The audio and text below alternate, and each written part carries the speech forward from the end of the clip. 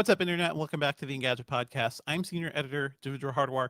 This week, we've got a whole bunch of news. It's Switch 2 launch day, so we've got Senior Writer Sam Rutherford here to talk about all that. Hey, Sam. Hey, how's it going? It's also the week before WWDC 2025, so we've got Nathan Ingraham here as well to dive into what we expect there. Hey, Nate. Good morning. Good morning. And we also have podcast producer Ben Ellman here, as always. Hey, Ben. Off screen on the stream, but still on screen in our hearts. This is going to be a big one. So also, if you're listening to the audio version of this show, folks, we go check out our live stream, because first of all, it took a lot of trouble to get that back together. But also, we're going to be showing off devices, and you'll get to see some comparisons of all these different switches and everything. I've got a Switch 2. Sam has a Switch 2. Nate seems ambivalent. I don't know about you, Ben. But we're going to do a whole bunch of device comparison and thoughts. As always, folks, if you're enjoying the show, please be sure to subscribe to us on iTunes or your podcatcher of choice. Leave us a review on iTunes. Drop us an email at podcast@engadget.com. So the Switch 2 is here. I feel like, Sam, you must be sick of this thing by now, because you've written, what, like 10,000 words at this point? Multiple previews? Something, it feels like that. Yeah. I'm just like happy for it to be out. I am both. You sent me a picture last night. We were both out at midnight launches because you wanted to get one, and I was going to the flagship Nintendo store in New York City. Oh, nice. Kind of cover the launch and see how that was going.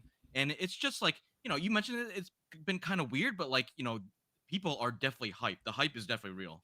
Well, the people who line up for midnight console launch are certainly hyped, and I did it because, so first of all, I lined up at my local Best Buy, which is like 20 minutes away, and I wasn't able to get an online pre-order early. Me neither.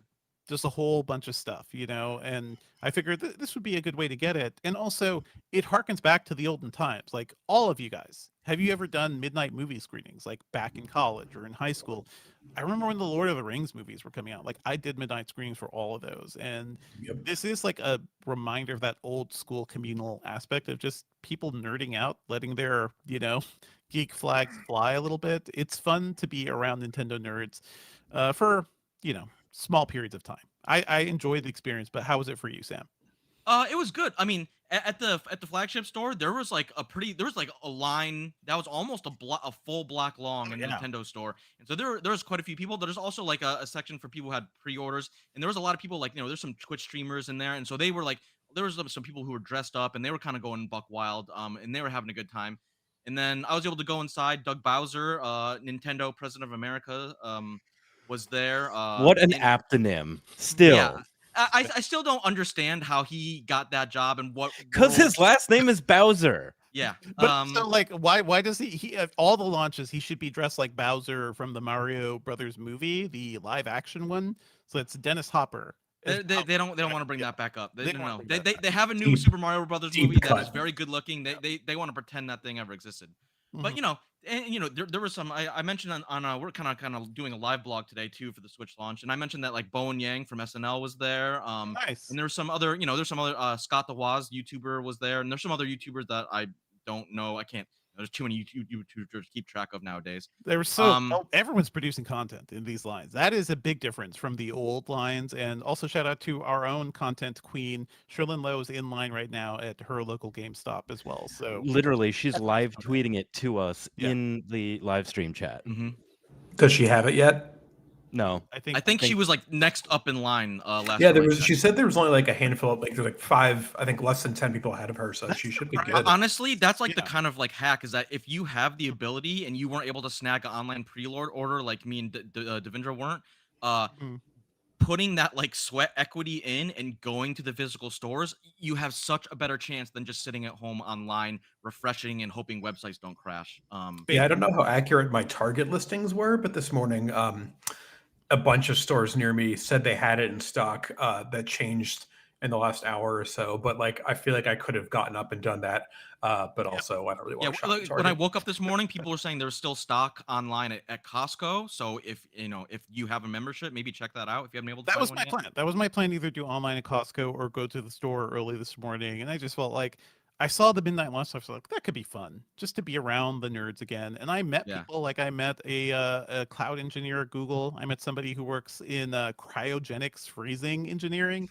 and we had a lot of good geeky conversations. So that communal aspect is totally back. Sherlyn, I hope, got to talk to the people next to but Yeah, I yeah. had a great time at the Nintendo store. I'm just like the midnight launch is like I feel like I'm getting old. It was like the most obvious sign of just like, man, I Okay. was like Yeah. trying to like be excited and amped because like everybody else was, and I'm like, but I feel tired, But also, especially like you've had so much time with this thing. You've had hours with the Switch 2 already, Sam, right? Like previewing it, testing yeah, it. I think it was like I told myself it's like between 15 and 16 hours even Yeah. before the thing actually went on sale. And We have an everyone else there. unboxing up on our Mhm. Instagram right now. So go check that out if Yeah. are curious about what is inside the box. Everyone else in that line is like dying to even try it once, so it's like you don't have that same enthusiasm. But what was your setup, Sam? Did you prepare? Did you have a lawn chair? Did you have snacks, or did you just like wing it? No, luckily, because it was media, I was able to skip part of the line, so I was able to Uh, go in and kind of like get inside, so I could shoot photos and stuff yeah, like yeah. that. So unlike some of the they said there's a couple people they even had some of the Nintendo store employees told me that some people have been camped out for months, even though they had pre-orders, so they're just doing it for the funsies, like literally, like Some people, they weren't trying to secure a console, they were just like out there for the party. yeah, that's like a South Park line, right? How do you defeat that which has no life? Hey, Yeah. Nintendo fans, I love you. Uh, First off, I know our time is kind of limited today because everybody's super busy. Sam, you got to work on this review. Overall thoughts, Sam. You spend a lot of time with the Switch 2. You've done multiple previews. Go check out Sam's final preview until our review is ready. Basically, everybody, it seems like all media sites have previews. I haven't checked everywhere, but the thinking was that you just talking to folks in other places, it didn't seem like Nintendo put out review hardware. No. And Like that. in Yeah. the last couple of days, Nintendo was a little bit more clear about it and saying, "Hey, no one, no Yeah. media, no influencers got pre-launch devices. Aside from maybe some people got them like literally yesterday. But Yes. usually, we get a week or two at least, especially for big ticket For items like console, this. yeah. To, Yeah. I could check them out and use them. And so no one got any of that. So pretty much everyone's on the same playing field. And at least for my early impressions, the short and skinny of it is the Switch 2 is more of everything you like about the Switch, and it's been polished, it's faster. They have, refined the components. You have the, magnetic Joy-Cons instead of kind of that sliding attachment system, which I gotta say is so nice. You press the button, you take Yeah. it off, and that's it. Although one little interesting let me tell you, quirk. Sam. Let's just Oh, go spend ahead. a little time on that because the sliding Joy-Con or the magnetic Joy-Con is the first thing you do with the Switch 2 when you open it because it's all disassembled in the box. Hmm. That thunk, that thunk of I can do it right now. That thunk of this thing connecting to a magnetic connection is just so satisfying. Yeah. Let me see here. Like not even low key, it's just like one of like the biggest upgrades on that, just like in terms of just like overall usability. Ooh, yeah, But that what's sounds funny good. Yeah. Try it is one more that they time. made the snap of the Joy Cons into the original Switch like such a thing. Like in the marketing, they're always like The click. and like yeah. It So is. now I it's got the love thunk that. instead. But Do listen it to again. this. Listen to this. Oh. Oh. Good God. On cue. On cue. And Yay. it feels like permanent. And the thing about the sliding Joy-Cons before is like even with the first Switch, like the minute I put them on the first time, I was like, this is not stable. This is gonna slide off eventually. I think most people notice like the sliding mechanism breaks or it wears down. These magnets feel good. They They feel sound so good. much better. Like Nintendo's just like polished the overall design of this thing so well. So yeah, go ahead, Sam. Keep going. And then next is kind of the display. It's obviously bigger. I think it's 7.9 inches if I'm remembering the specs Mhm. correctly. And it has HDR. So I was doing some early but kind of display brightness testing this morning, and while it is HDR, it's kind of on the low end of like the HDR range. So Yeah. we're kind of talking about 400 nits, maybe up to 450 nits, 500 nits, depending on the title. And it's really hard because my light meter it kind of needs ideally it needs to be able to have like an internet browser to run through some of Mhm. the test patterns and stuff like that, so I had to kind of fudge it, so my numbers aren't going to be the most precise, but I kind of found depending on ambient brightness and if you turn it all the way up, you're looking at between 400 and maybe 500 nits, depending on like the specific title. Mhm. So it is HDR, but it's kind of on the lower end of the HDR, which I think everyone was kind of expecting, just given how Totally. expensive HDR technology is right now. That's how PC monitors don't typically give you HDR really beyond 500 nits. So it's typically Right. HDR 400. Maybe you get peaks beyond that, but Yeah, it's that is mostly on the smartphones where you're seeing like 1,000 nit peak brightness or higher. NTs. Yeah, yeah. And then one interesting quirk, I don't know if you noticed on the dock, there's actually one less USB port on the dock. And what's really interesting is that Nintendo has kind of made up for that because now there's two USB-C ports on the console itself. There's one on the bottom, one on the top.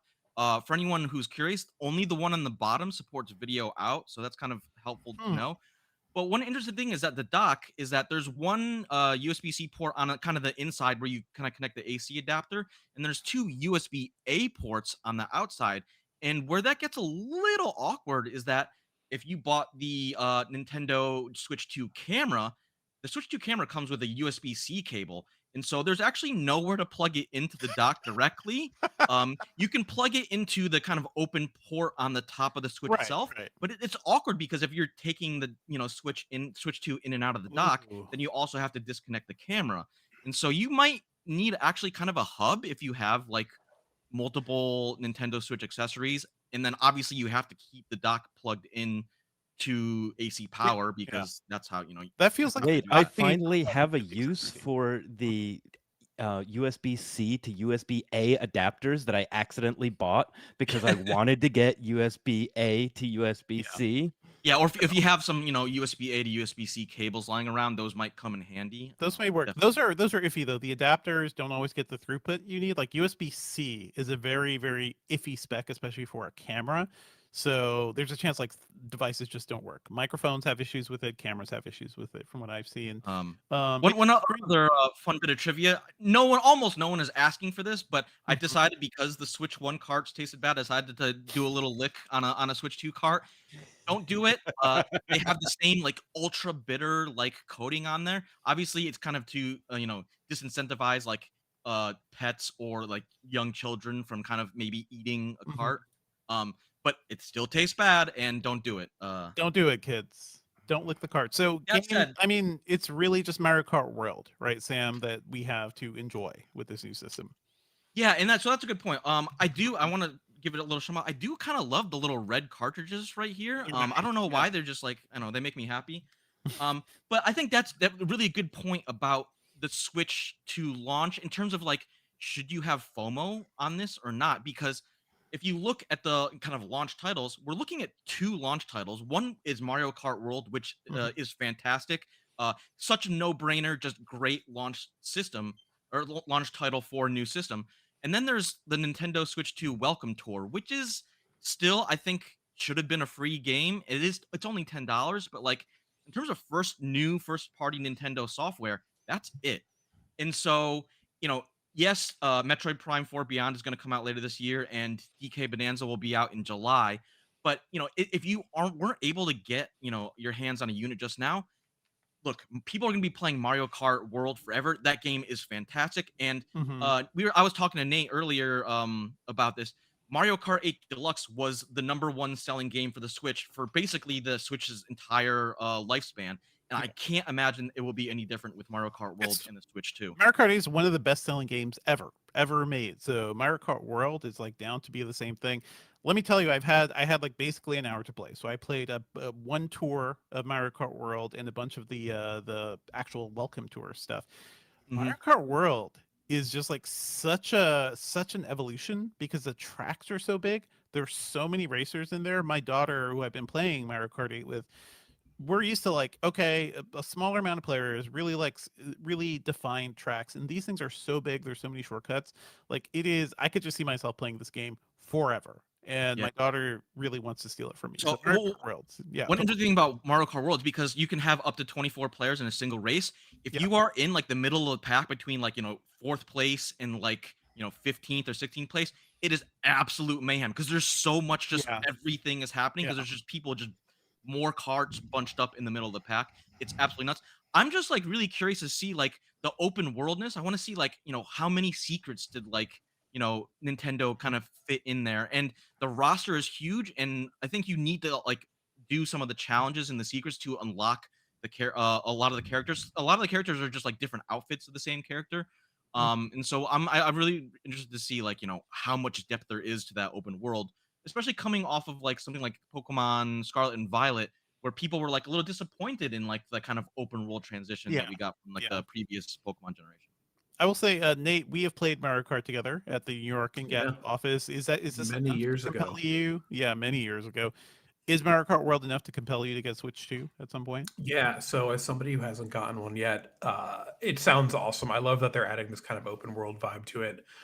So like I would be happy to play that. And then I think when you talk about the launch library, like it's true there's not a lot of first party stuff, but it's worth remembering that there's a lot of third party games that were not on the original Switch that are coming to the Switch too. So if you're somebody who was like Nintendo only, all of a sudden you're going to be able to play like Cyberpunk 2077 or Elden Ring or like a bunch of other games. And we're going to have to test those and see how the performance is. Yeah. But if you're not somebody who already was like a PlayStation or Xbox gamer, these titles may be really interesting to you, right? The kind of like less hardcore crowd that maybe bought an original Switch is now going to have the opportunity to play a bunch of like highly rated games that they may have missed. So I think that's kind of interesting. But like Cyberpunk 2077 is much more of a like hardcore single player game. Yeah. Also, it's like much more mature. I'm thinking about the kids who might be really excited about this, who are, let's say, between like 8 and 14 or so. So you might not want to like hand them an M-rated game quite yet. So what's in it for them right now? Like, I don't know if Mario Kart is quite enough. It's better quality original Switch games. That's like the big. I'll say, unless they had a Switch, again, there's going to be some people getting it for the first time, right? And they'll have obviously the massive old Switch library to tap into as well. Right. I mean, that's where like backwards compatibility really helps kind of flesh out that lineup, because it like for me, it's like my original Switch was getting a little old after a while, and so it's like I was kind of just been like I've been hoarding games waiting for the Switch 2 to come out, and so now I have like suddenly I have piece of candy. I have some old games that like I bought and then never played. And then the other thing is like, because the Switch 2 is more powerful, there are a lot more third-party developers kind of fleshing out the launch library. Granted, these games aren't brand new, like Street Fighter 6 and Cyberpunk 2027, but like, hey, if you didn't have any other consoles or whatever, and you suddenly have access to these things, hey, now's a great time to play Cyberpunk 27 on a brand new console. And it is, yeah. For what I've seen, like the Switch 2 kind of has the horsepower to run these traditionally like beefier, more demanding titles pretty well. I think some of the like special effects in Street Fighter aren't quite there, and I was playing Split Fiction actually at the flagship store yesterday, and there's a lot of aliasing and kind of jaggies in that game, which is like it's not the greatest, it's definitely not the greatest looking version of that game, but it runs relatively smoothly. So it's clear that like Nintendo has gotten a lot more buy-in from third-party developers, and so we're looking at like a much more full-fledged like library of games, especially coming from like a lot of people thought of the Switch, and this is kind of how I thought about it, as it was a great platform to play indie titles like a lot of JRPGs and stuff like that, and obviously first-party Nintendo games. But if I wanted to play third-party stuff, I'd usually either go to PC or PS5, whatever. Most definitely. I do feel like part of the selling point now is like, hey, this thing can play more demanding third-party games. I feel like the sort of like wonder of that is going to fade a bit once people see how Cyberpunk performs and how a lot of these things perform, especially as like newer games come in. We've seen the preview of Elden Ring, like on the videos, the textures look bad. It just doesn't look great. But there are some games that are kind of in between, not like super AAA, but more than what the original Switch could handle. So I'm thinking like Hitman World of Assassination, which is the sort of compilation of all the Hitman 3 stuff, and actually all the other Hitman games that IO Interactive did. That's one of the best game series ever made. They just like really perfected the Hitman formula. And it wasn't available on the original Switch, as far as I remember. In, cloud. I see it there's a cloud streaming version. I don't count the cloud. Yeah. That cloud version was awful. It was really laggy, and just performance was just like not great. So every cloud version on the original Switch just did not. Resident Evil, there were a whole bunch of those. Like I was never a fan of those. Like basically buying a full price game, only being able to play it on the cloud. Hitman is a relatively like not super resource intensive game. So that's something that could run on this hardware, which from some analysis, I think people are saying is like equivalent to basically the PlayStation 4 Pro or like on that same level. So Mhm. I think that's it. Like where you don't feel disappointed in the new hardware. I think people are going to look at Cyberpunk and look at Elden Ring and be like, this does not look as good as the other systems, and it's hard not to do that. But yeah, I think overall we're pretty positive. Like Sam, any major takeaways? Because we'll do some brief Q&A with the audience, and then I Nate mean, will talk about Dub Dub. it's really more of what you like about the Switch that has been refined. The Joy Cons, the magnetic attachment system, so much better. Even the kickstand. I can show you really quickly. The kickstand, it's not just like a single kind of peg that sticks out. It's a whole kind of Love it. loop, and it goes all the way up. You could even like kind of hang the Switch Mhm. if you were in like wanted to hang it on a wall or something. But it also kind of goes into like a kind of an easel kind of style configuration. I Just mean, that original little things like kickstand that. was an ergonomic nightmare, It was a totally useless. It would But the it would the fall over OLED one was constantly. the OLED Yeah, one was similar to this one. yeah. right. Um, Sam, I actually have a question for you. Has Yeah. battery? I know you've only been using it like on your own Mhm. for a little bit, but like, are you concerned about battery life? Because the rating is pretty weak, if you ask Yeah, me. the official rating is I think 2 to 6.5 hours, but the big caveat is it depends hugely on the exact game you're playing. And Mhm. Right. so, at least during the previews, I haven't had the time to like fully kill the battery yet. But in my preview, I played it for half an hour and it lost about 20% battery life after half an hour. So that Which translates game was that? to kind of an overall like runtime of about 2 hours, 2.5 hours while I was playing Ooh, Mario Kart World.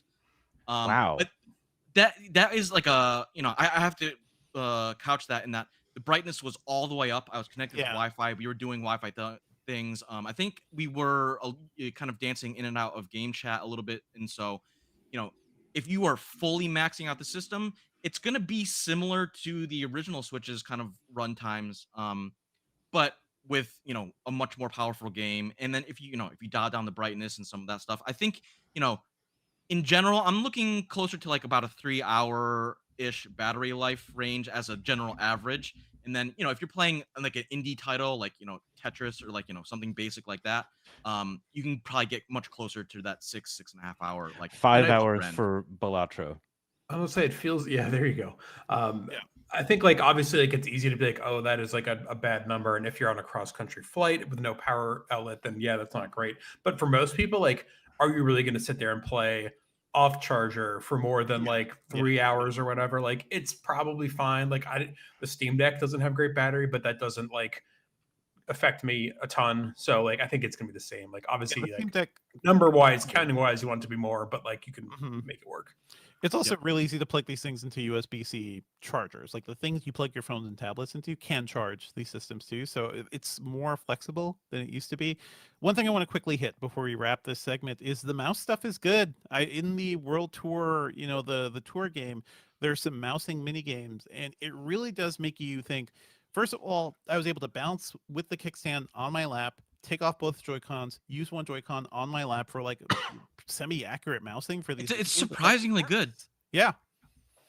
The one thing is that maybe I don't know if you kind of experienced this, but like I'm kind of holding the Joy-Con when you have it on the side like this because it's like taller than it is wide. It does tend to like tilt over a little bit. Just in my experience, Mhm. it's not a huge deal, but I am a lot more like usually I just hate playing shooter games on consoles because I'm a mouse and keyboard person.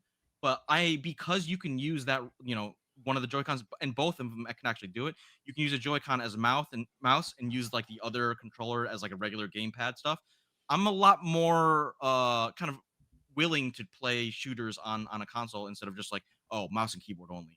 For sure, for sure. Live update from Sherlyn. She is telling us she skipped Mario Kart World. And I just Boo. have to say, you had one job. That's so. I mean, she One can job. always like order it or get it on the eShop, which the eShop is actually so much faster now. It It still Oh, is. that's takes great. like a second Yeah. or second and a half to like load up, but once you get into the eShop, it's Mhm. so much smoother. Like a lot of that stutter and just like Mhm. you felt like your console was lagging when you're trying to buy games digitally before, that's gone. I Do think you I mean, still if get think like people- points in the eShop for like buying games? Because I remember talking with my brother about like why did they do that? And his theory was that they are passing on what they're not spending on packaging to you.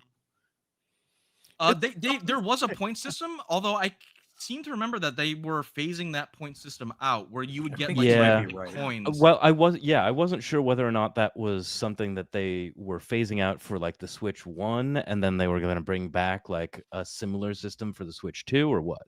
Yeah, I this is one of those things I just don't think we have the full Yeah, picture yeah. yet on that one. One thing I want to say about the store, I think they just built it as a native app, whereas before it was like web. You were basically launching a website, and that led to all the Yes, slowdown. and the dev said they Yeah. they actually tried extra hard to make sure that not only gameplay was smooth, but navigating around the menus and like the news kind of app section, it was just like felt so much smoother. They wanted the whole system to feel a lot more fluid. Yep.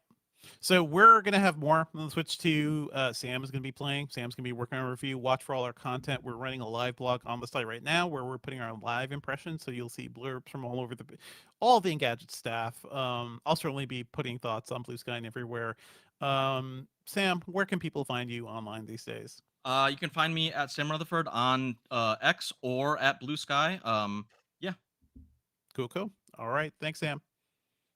thanks. All right. I think we should wrap this. Sam, if you want to stick around for Dub Talk, you can. But No, I'm gonna bounce. I did want to answer Simon B's question Yes. real quick. You can get pre-owned games, but it's a little bit more tricky this time around because there's two kinds of cartridges that you get. You can get a full physical cart, which is like Mario Kart is a full physical cart, and I believe Cyberpunk is a full physical cart. But there are also physical game key cards where you basically put the cartridge in the system and it still has to download the full game from the eShop.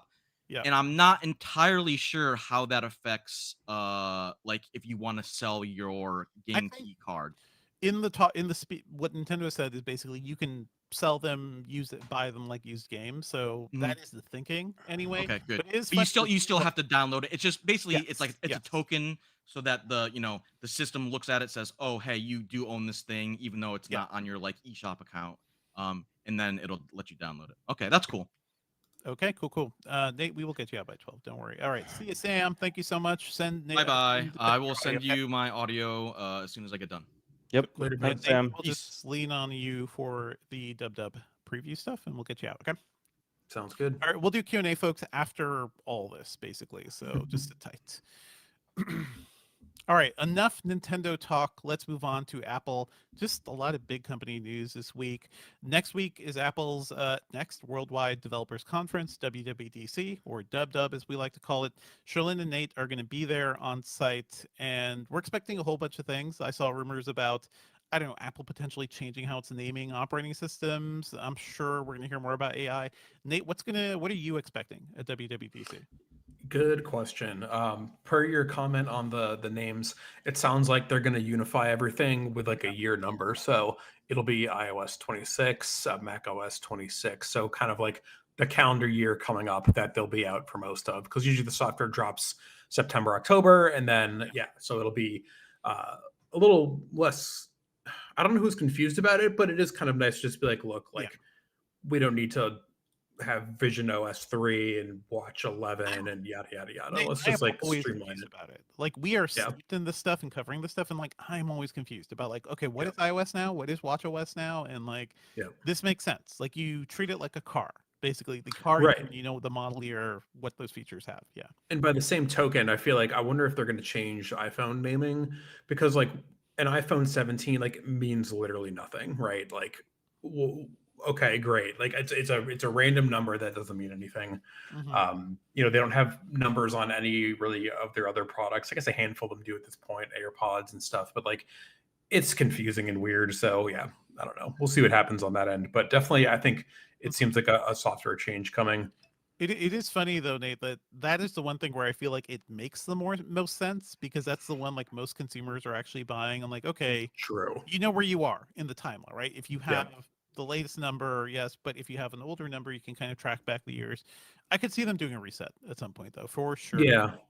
Samsung did. They like jumped from like 9 to 20 or whatever, which if that was in 2020, then there would be some. Yeah, maybe that's what they did. They may have I think gotten it on they did. years because the S25 was this year. So that makes sense. Yeah, maybe we'll see. Maybe it'll be the iPhone 26. So they're one number ahead of Samsung at all times. In terms of like actual features, yeah, I think, I mean, obviously iOS always gets a ton of little updates that can like make life easier if they work properly. Um, but there hasn't been a ton of rumors about what they will be. Most of the rumors are around like a kind of visual refresh for iOS, iPad OS, and Mac OS. The sort of like one-liners that they're going to look like Vision OS, but I think that's probably an oversimplification. I think it's not going to be as dramatic as people have made it sound like. I think it's going to be a bunch of like nips and tucks that make it a little cleaner and kind of unify some things across all the different OSs. But it's not going to be like it was back in 2013 when they just threw out the old design language entirely and went to the new iOS 7 And they language. needed to do that because the original design language for iOS and everything felt ancient, right? Like it was the old Yeah. demorphic design. It just Yeah. didn't feel really modern. It's funny that people are talking up this redesign because it really sounds like very little. Nate, from what you're saying, people are saying like, oh, there may be round icons on the home screen and in the control center, subtler changes. It's just going to be a little spiffier. Like I like the way Vision OS looks, but it also looks exactly like the existing operating systems. Yeah, nobody's gonna like be confused, like, oh, is this an Apple device? Like, I don't. Yeah, I think the hype around that is overblown. It's going to be less of a thing than people think it is. And I wrote about this a few months ago when the rumors started going around. It was like, functionally, they have, instead of doing a huge redesign, every year there's a few things that have changed about the way it looks and the way it functions. And so like we're pretty far beyond what they released, 10 plus years ago. And they also just did a bunch of customization things, right? Where you can finally like arrange your grid differently and have, the icon coloring match your background photo and like that sort of stuff. So they've done a lot of visual stuff already. So again, I don't think they're going to just throw all that out. They're going to just refine things a little bit. We'll see though. Maybe I'm wrong. So in terms of like what other stuff we expect to see, last year was the big Apple Intelligence debut. Like the year before that was Vision Pro. Last year was Apple Intelligence, and since then, I think people have been mostly disappointed with what we saw from Apple Intelligence. Like the features didn't always work so well. They had the jankiness of like typical AI summaries and stuff like that. That led to some bad news notifications going out from several organizations, and also that smarter Siri that they notoriously just like delayed. The latest rumor I saw is that thing is still not ready, not nearly ready. Like, what are we expecting there from your perspective? Yeah, I mean, most of the Apple Intelligence stuff like was not all that refined, not all that ready, but it wasn't like deal breakingly, it was, we know it's all kind of new and they're figuring it out. Like, I don't love that personally, but like, I don't think people were surprised by that. The Siri stuff, however, was a big, public relations kind of mess, especially because I believe that what it ended up finding out is that all the demos that took place during WWDC 2024 were just kind of like video renders of stuff that they wanted to do while it wasn't actually working internally. So even like, last June, this stuff was not like ready to be demoed. So, yeah, it's going to be really interesting to see what they show because I think they have to address that. Like that's the elephant in the room. But I also don't think I've heard that actually going to be, they're not going to be able to say, okay, this will be ready for the fall. So I think there's going to have to be some sort of stopgap measure in terms of like, oh, like here's a handful of stuff, but not everything we promised, just to kind of like get them back on track. And maybe they'll have a roadmap and say, okay, like here's the plans for this. That's going to be probably the biggest thing most people are going to be paying attention to from a feature standpoint, because I think that was by far the most interesting and useful potential part of Apple Intelligence is, getting that kind of natural language, like having it know the context of your devices. All those kind of features could actually be useful versus like Genmoji and like writing tools, which I don't think anyone is really all that excited about. And that really seems like the thing everybody is chasing right now. Like a big part of Google I/O was Google showing off like the new super intelligent assistant, right? That can know your contacts and talk to you in a more natural way. We're hearing rumors about that for Copilot, like they want it to be a true AI agent, and that's kind of the thing I think that will unlock a lot of these AI tools in more ways. Like I'm finding I don't use ChatGPT any other way other than occasionally I ask Siri something. It's like, do you want me to ask ChatGPT this? And I say yes, and it delivers something that is summarized information that's useful, and I can move on with my life. So, in that respect, I think we're definitely going to see Apple chasing this stuff too. But the lesson from last year is don't overpromise. I think that's it. Like, don't pretend that this is ready just because you're trying Yeah. to keep up with everybody else. Because that whole thing, I didn't think it was the biggest deal in the world, but it turned even Apple fanboys against them. John Gruber, who is Yes. quite often like a very big Apple cheerleader, his response to that whole thing, he felt like personally attacked. That I've never seen Apple, him write anything. I mean, yeah, maybe it's happened a few times, but for like 2 decades, like, yeah, this is by far the most scathing response I've ever seen him put out. Something Apple did, and it was like, yeah. whoa, He was interesting. royally pissed off that they showed off a thing and just pretended that it was real. And I think that's a Yeah, legitimate response.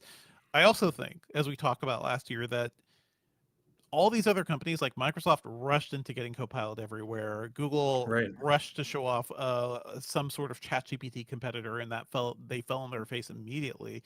All these companies are rushing out to do things, and Apple, at the very least, all Apple did was show us a Siri that is not quite there yet. They didn't Yep. deploy it to us and make us live with And it have it not work. Yeah. and have it not work. And I do think Apple's taking a slower, more restrained approach.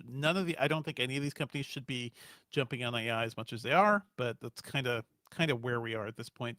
Is there anything else you're expecting from WWDC, Nate? I feel like this is just a big egg on their face event for them at this point. Yeah. So the other thing that I'm kind of looking forward to is Mhm.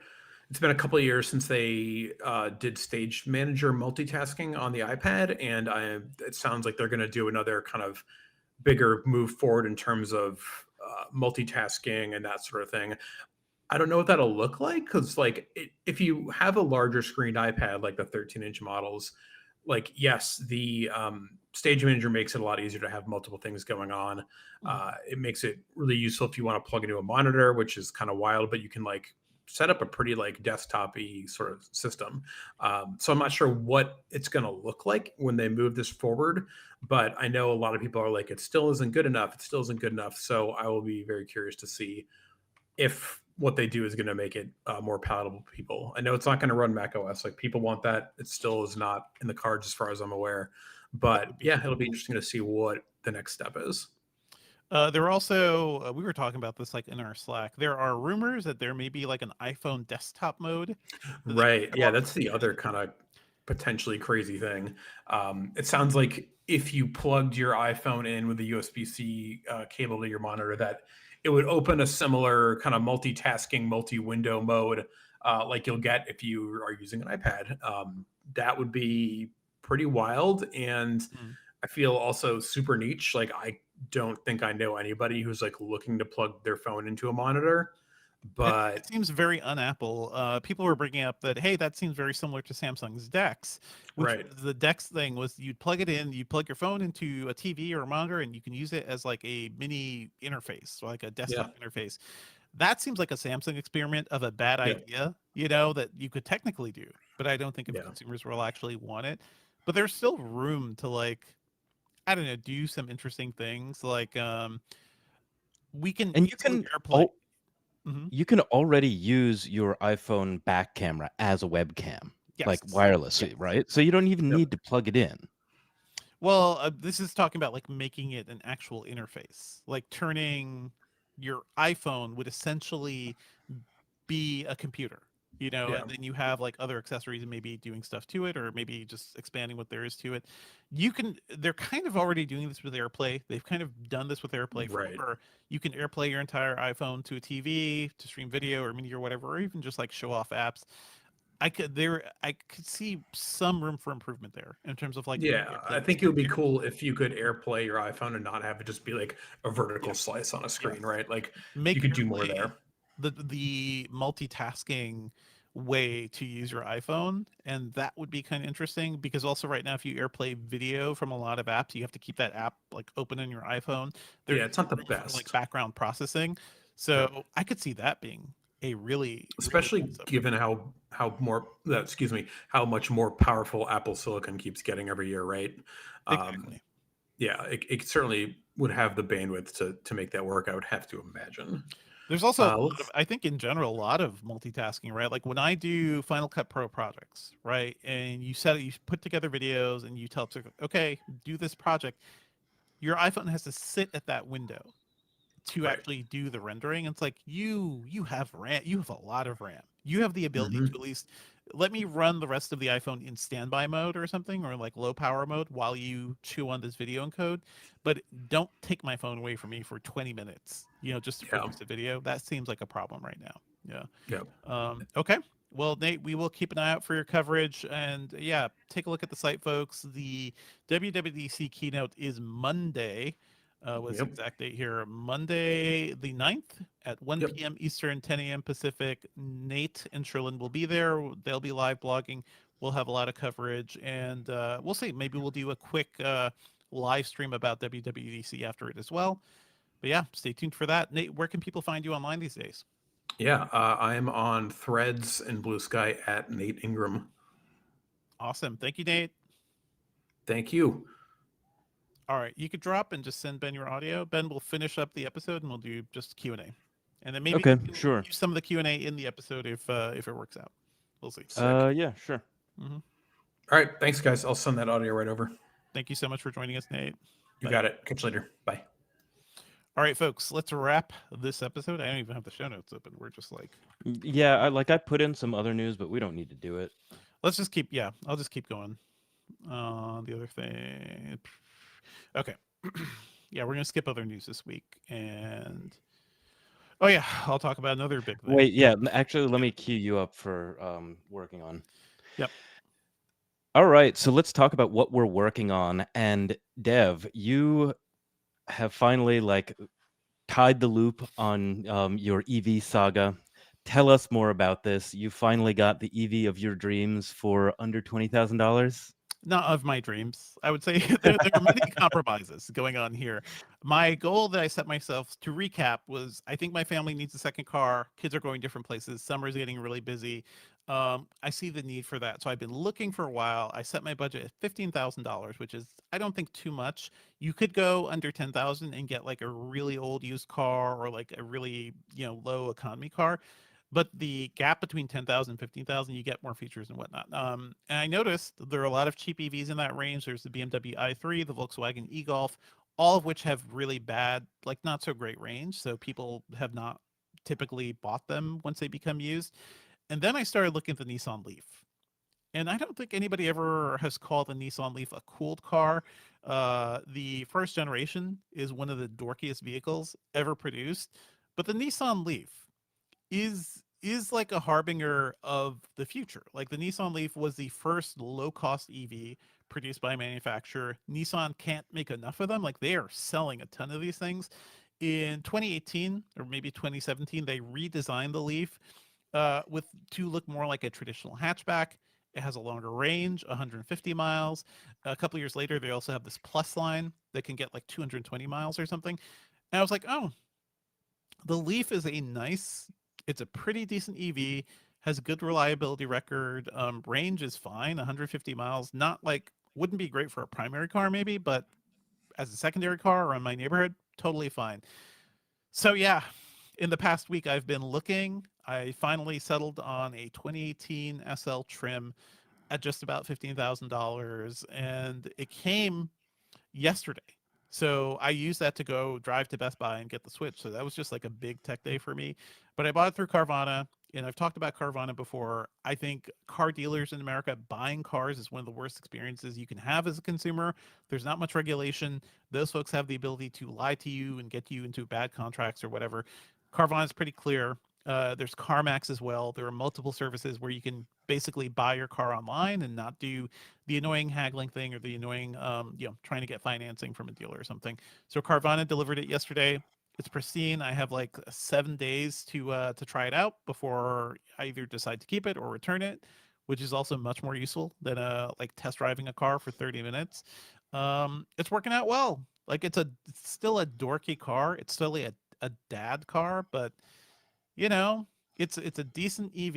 It fits my kids' stuff. It fits car seats. I was looking. The EV of my dreams, Ben, would be something like the Polestar 2, which I have noticed is Who make? Basically, Oh no, actually, I know who makes Polestar. Polestar makes Polestar. I was like, is Polestar this a secret subsidiary of one of the major Polestar automakers? used to be a subsidiary of Volvo. They used to be the performance brand from Volvo. Now it's its own separate thing. They're both owned by Geely, which is a huge Chinese company making cars essentially.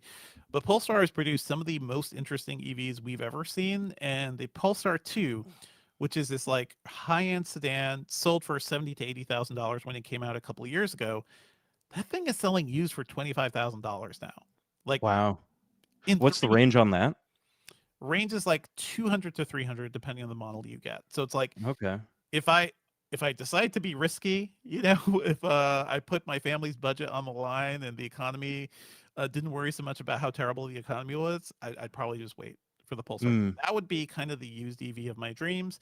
I've talked to people who are in the market right now. I'm telling them that $20,000 range is actually a nice sweet spot. You can find the Hyundai Ioniq 5 there. You can find this Polestar. If you want a Tesla, they're certainly in that range. I would not recommend buying a Tesla at this point. Um, there's For just many reasons. for many many reasons. So yeah, I'm now a Nissan Leaf guy. That's going to be my personality for a while. I'm liking it. I think I'm going to keep it. But if you own a Nissan Leaf, if you are new to EVs, hit me up. I'd love to know what your experience has been with them. Since it has such a low range, I can just level one charge, once in a while, and that's going to be fine with me. As a secondary car, that's pretty much all I need. But I see that Polestar. I see those Polestar deals. I'm like, man, just a little more, just a little more. And we'd I get into really want to that car. check in with you next Mhm, month and see how you feel about the actual range mhm. because how old is this car when you bought it? It's 2018. It has like 30,000 miles. The battery level, it's helpful that most EVs show you like battery health level. This had Mhm. full bars on its battery, so Okay. I when I got it, it was close to Relatively low mileage for yes. a EV that was what? It's 7 or 8 years old now. Yep. So that's surprising. It looks pristine inside. I love used cars because you get a much better deal than buying these things new. This was Hmm. probably a $40,000 car when it was new because it's the high trim with leather seats and all the fun stuff. It has the smarter adaptive cruise control, which is something I have found to be I need it. We have a lot of long straight roads where I just want to like let the car do some driving for a while, and that's been useful on my Volvo. Seems like it's going to be useful here too. But yeah, it's a dorky car, but I kind of like it. It's a bright red. My Volvo XC90 is a bright blue. So I have a Mega Man sticker for my Volvo, and I'm gonna get a what's his name? A Zero sticker from Mega Man X, the one with the red armor. And we're gonna have Yeah. a dorky little car family. So D-Man in the live stream chat says, I still like Rivians. I want a big boat SUV. The EV of my dreams is the Rivian R3 It's right very now, at cute. least. It's very cute, and that's a lower price than the other Rivians. I love Rivian. Like I spent a week with the R1S. I wish they were cheaper because those things sell for 80 to $100,000. The Oh, R yeah. is supposed to be their cheaper one, but it's still gonna be like 40 to 50. It's gonna be on the high end. Hmm. The used market. The used market is where it's at. If you Yeah. want to get So an EV, look at just old. like I'm patient with pretty much every other tech purchase, I'd have to be patient to see when a R3 comes up, probably in 10 or more Well, years. there you go. But until you get there, you can buy a Nissan Leaf, especially this redesign, between $10,000 and $15,000. If you don't get like the higher end trim, you could get Mm, a basic S trim for $10,000, and that is a capable EV that can get you around town and do some occasional road tripping if you needed to. yeah. Yeah, so I'm happy with it.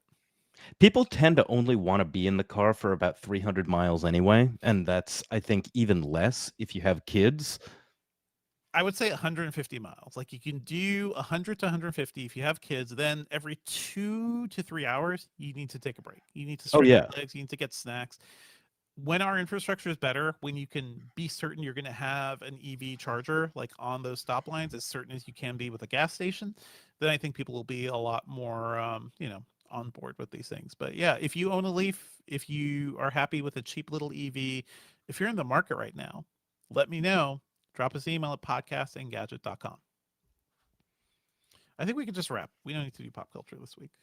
Okay, sure. Yeah. Thank you, everybody, for listening. Our theme music is by game composer Dale North. Our outro music is by our former managing editor, Terrence O'Brien. The podcast is produced by me, Ben Ellman. You can find Devindra online at Devindra on Blue Sky, and podcasting about movies and TV at the Filmcast at thefilmcast.com. If you want to hear my curmudgeonly and patient, very patient tech takes, you can find me at Hey Bellman on Blue Sky. Email us at podcast@engadget.com. Leave us a review on iTunes and subscribe on anything that gets podcasts. That includes Spotify. All right, let's do Q&A, and maybe we can I could intro it to the end of the podcast and just be like, hey, this is a recording of our Q&A. It may Well, not I be mean, all let's friendly. do the Q&A and see if there's anything good, and then we can intro it like afterward if there's any good Q&A. Sure. All right, hello, folks. Thank you for sitting tight. I have so much stuff to show off.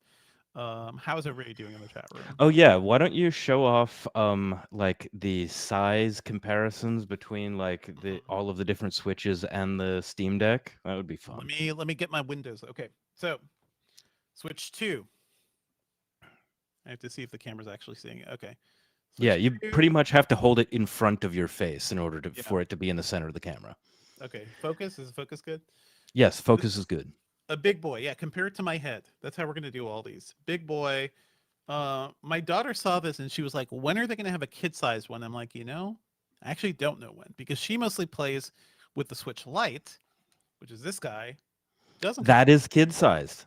This is, that's the difference. And she can hold the Switch Lite. I think she'd have trouble holding like even something like the Switch OLED. Here's the Switch OLED, which is how old is she now? She's 7 or 8 now. 6 years old. 6. Okay, yeah. So that is like legitimately heavy for a 6-year-old. Absolutely. And why? Like they have small hands. That's the main thing. It's not even just the weight. It's the width of this thing. So this is Switch OLED compared to Switch 2. You can notice Switch 2, we'll turn on screens here. Switch OLED has a bigger screen than the original Switch. But Switch 2's is like, they shaved all the bezel off. Like they just stuck the screen in there, and it's just like real noticeable. That's great. Killing the color temperature of the thing. So Switch 2, okay. Switch 2 versus OG Switch, which I have a Joy-Con, a special Joy-Con, the Zelda Joy-Con. Oh yeah, you can really see the bezels, the like much thicker bezels for Switch 2 versus OG Switch. This is 2017 era screen technology. That's why the bezels are just so big. This one is just like clean, but the real comparison is Switch 2 versus Steam Deck OLED. Oh yeah, can you turn the screen on for the Steam Deck? Because it's kind of hard to see the difference between the bezel and everything else. I don't think it has charge, but I will turn the screen a little bit. You could make out the outline. Steam Deck has a bit of an outline, but the actual systems are actually similar in like length. They're similar in length, but like the thickness is where the Steam Deck is just a big, thick boy. Yeah, and especially because of the armrest. And the Switch 2, while wide, it is still relatively thin. Steam Deck is big. Like I don't travel with the Steam Deck. I don't bring it on planes because this takes up my entire bag. I could see traveling with the Switch 2. Yeah. Yeah. So correct me if I'm wrong. There's nothing in the Switch 2 dock that like supercharges the performance. It's literally just the extra power and heat dissipation. Yeah, heat dissipation. So there's a fan, but there's no other hardware in it. It's just consistent power, and yeah, the fan helps it run a little hotter, so they can crank up. It's like they overclock it a little bit once it's in the dock, which is not that unusual. But yeah, let me. How we doing in the chat? I will put you guys up. Yeah, so chat, if you want to ask us any questions or anything, this is your time. We're going to be talking to chat for the next, let's say 5 minutes or so. Yeah. I see people did stay in line. That's cool. D-Man 7895 got a Switch Mario Kart World SD card Pro Controller 2. I got the Pro Controller, and I'm like, I haven't even opened it yet. I'm a little ambivalent because the original Switch Pro Controller was a really bad controller from Nintendo. Like it felt cheap. The buttons were a little flimsy to me. Like it just didn't feel as high quality. and I immediately just started using 8-bit do and other controllers on the original Switch. So I'll see. I'll see if I keep the Switch 2 Pro controller. Hold on. D-Man says, I'm seriously in the market for a used Vision Pro to screen mirror my M4 Mac Mini. I read just that sentence and I was like, man, D-Man, you must be made of money. The only other chat member we know who's made of money is, of course, Mark Dell. But then D-Man says, the Mac Mini was only $450 USD as Best Buy price matched from Micro Center. Excuse me? That's cool. I have seen that thing go down on sale quite a bit. The Mac Mini is a wonderful little desktop for that price. Yeah, seriously. Boy. An But M4 Mac Mini for $450? Are you serious? I mean, wasn't the launch price basically $500? I think it was 500 or close to 500. I have to double check that. The used Vision Pro thing, I don't know if you'll see that. And I also don't know if it's worth it. Like, just sit tight and wait for whatever cheaper device that they're going to have. Also, I you mean, have to think about the specs on the M4, like the Mac Mini, because mhm. if it doesn't have like crazy RAM and like a good hard drive, then I don't know. It may actually be worth $500. Well, it has at least 16 gigabytes of RAM. That was the new standard for them. So that's all. There's that, and I think a 256 gigabyte hard drive, which is fine. You can always expand it. But the Vision Pro Mac experience, like that is great. I do enjoy doing it, but I would not buy a Vision Pro just for that. Maybe when it gets a lot cheaper. Okay, I have not bought an SD card yet. Too, we have a good guide on the buying the. I believe it's the Express. I gotta look at the actual SD card tech for this right now, but you have to buy the specific Nintendo Switch approved SD cards here. Let me see. Yeah. And yeah, that's in response to Simon B's question, right? Mm-hmm. Let me see. We have a guide. It's called the best micro SD cards for the Nintendo Switch 2. It's micro SD Express. You have to buy those cards, which are more expensive because they have higher throughput. So, but I'll probably get a 512 gigabyte card. D-Man also says, no one was buying the Amiibo at Best Buy last night. They had tons, and I saw plenty of folks taking other accessories, but Amiibo got no love. You know why? I don't know if this is different for the Switch 2, but it's very easy to clone Amiibo things. You just Like, get it it's for the so Yeah. easy. You don't even need a flipper. Like, I have a friend who has just like a bunch of tiny, those tiny white like NFC pucks that you can get on like Alibaba or something like that. And all of those are Amiibos. They're cloned things. Mm-hmm. People buy them for the figures. I am sad when I went to Best Buy. They were giving out like coins for the midnight launch people, and they ran out right before they got to me. So I didn't get the Boo. midnight launch coin. Mark Dell says, shh, someone will call the cops. Seriously. D-Man also says he's never bought a car online, but their current vehicle's too old for Android Auto or Apple or CarPlay. Carvana is easy. CarMax is easy. There are multiple ways to do it. I will say you could try it like guilt-free, and if you don't like the car, as long as you don't pay the shipping cost, you don't owe anything after the trial. Like if you send it back within the trial period. So if your car is too old for Android Auto and Apple CarPlay and all of that stuff, does that mean that it's too old to have a backup camera? Because literally, like no. backup cameras, just a good idea. Those I don't think of essential. them as a fancy extra. I mean, they were legislated in the US to be like, they needed to be standard after like 2015 or 2016 or something. That was like 2010 era when they started popping up. So camera tech got small enough that you could do that because hey, mobile phones started being made. Backup cameras, if you have that, I think like you're good. But no, Android Auto and CarPlay was like 2017, 2018 is when they started hitting all the other cars. So you could get a good deal. It's an accessibility thing. Some people Yes. have bad necks, bad backs, all of that stuff. All that So stuff.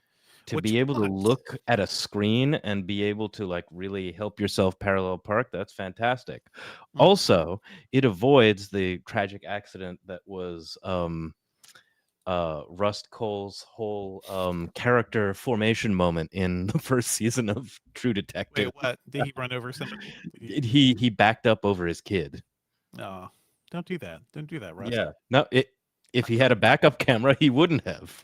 Well, now we have Also, sensors that tell you if something's behind you. Yeah. if it wasn't like 1980 something in the like it is an indeterminate time because it goes like back and forth between Mhm. timelines. Maybe some of those guys would have gone to therapy. Maybe like the DEA would have like mandated that they see someone about the PTSD that both of them had. Mhm. Does anybody else have Switch 2 questions? Let me just get some more of these noises in here. I love this. I love this because it does just like once you line it up correctly. The thing about the Ooh, yeah, that's good. Does it make a sound? Like, does the system make a sound as you connect I it don't as think well, so. though?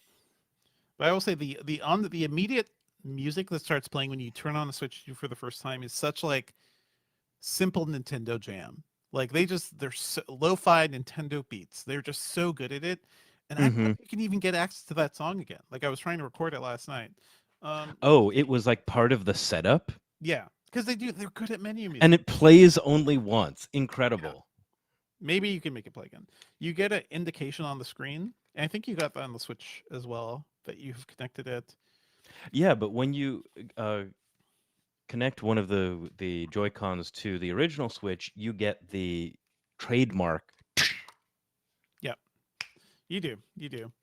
One thing I will say is that I noticed kind of immediately that the connectors are like totally reversible too. So it's very if you don't have your Switch right side up, you could end up connecting them in different ways. They are color coded, but there's nothing stopping you from putting like you can put the red one on the blue side, and then you're running an upside down Switch, which maybe that's better if you're But left-handed. that's okay, because Yeah. remember, there was an issue where if you put like a Joy-Con on the wrong side with one of the Yeah. original Switch models, that like everything got messed up and Mhm. you'd basically have to like break your machine in order to like get it out. Like that's Mhm. not a good idea. That was a mess. Something we didn't talk about in the segment. Nintendo's using the concept of virtual game cards. So this is in addition to the physical game cards, and then the paper game cards, which are downloads. But the virtual game cards is just your digital library. So now, like when you play a game, you're downloading a virtual game card to your system. I had to take when I started to play Zelda on this. When I downloaded it, I had to take Zelda away from my existing system. And it does all this in the cloud and put it in this one. So they're just like really trying to be very clear about conceptually what's happening. You are still having like one parent switch, like is your main switch, and then the others are subsidiary switches. Uh, this thing feels good. We're gonna have a lot of commentary on this, and it feels zippy. Yeah, it's funny that during the biggest release days, we usually have some of the shortest episodes, but Mm-hmm. that's because everyone needs to run off and like do all of the rest of the coverage and like spend more time touching whatever the big release is so you can Mm-hmm. get the review up. Touch the things. Mario Kart World is great. What else? I feel like there's something else I was Oh missing. yeah, Declan says, "Did you remove the protective film that apparently people had to be warned not to remove?" Because that was its own article on Engadget and basically every other tech website. I see a protective film. I am not. Don't touch it. Don't touch it. As long as like if it's like outside of the screen and has like a thing to pull, then you touch it. But yeah, I Yeah. think people are going a little crazy here. Yeah, I can see a thing. I'm I not mean, not a people love to take off the screen protectors though. So I mm-hmm, totally understand why you would need to tell people not to. mm-hmm. Mark Dale says, "I can't believe the Switch 2 is an OLED, absolutely just holding it back so they can sell another in a couple of years, right?" Probably the thing is, and we talked about this on the show, like when they announced this, LCD screens have come a long way. I put this like next to the Switch 2 OLED, and sure, the OLED will have deeper blacks and better highlights and stuff. Um, but visually, I don't. It's really tough to tell. It's better when like you're playing Mario Kart and stuff. OLED will always pop a little more. Colors pop. Black levels are better. This is a good LCD screen, so I don't think they cheaped out on the screen. Whereas on the original Switch, I think that's a bad screen. It was a bad low res screen that wasn't very bright. When I reviewed the original Switch, I was like, I have trouble seeing this outside in daylight. and that's not a problem that I foresee having with the Switch 2. And certainly the OLED didn't have that issue as well. So it's yeah, they'll sell an OLED Switch 2 eventually, but I don't think it's a huge deal. The thing they will most likely do is find a way to make a Switch 2 Mini or a Switch 2 Lite that is more kid friendly, and I really am interested in seeing. It basically has to be this size. It has to be this size, but it's just all screen. And I think they can do it. Yeah, probably. Yeah, it would look like a Game and Watch. Yeah, this thing is just so cute. Like so cute, so light, so easy. It's also like indestructible because the controllers don't move, the Joy-Cons don't move.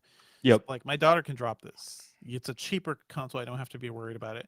I was considering getting her a Switch 2. We talked about that, and I'm like, now that I see the Switch 2, I see how big it is. I'm like, she can't even play that. I think we'll just have to play old Mario Kart when she wants to, and occasionally she'll try the Switch 2 that I have and see if she can hold it. Okay, so I think that's it for us. Thanks everybody for watching. OBS by Devindra. Camera switching, lots of camera switching this week by me. Good job.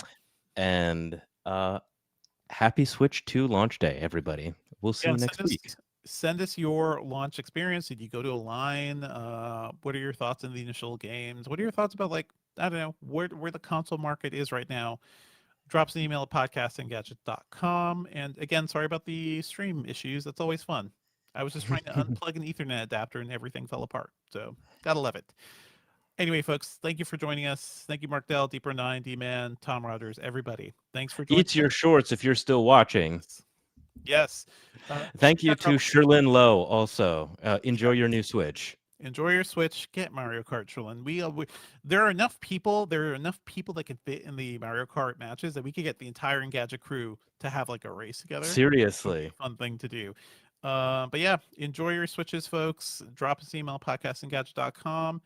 And yeah, we will see you. Thanks, folks. Bye. Bye.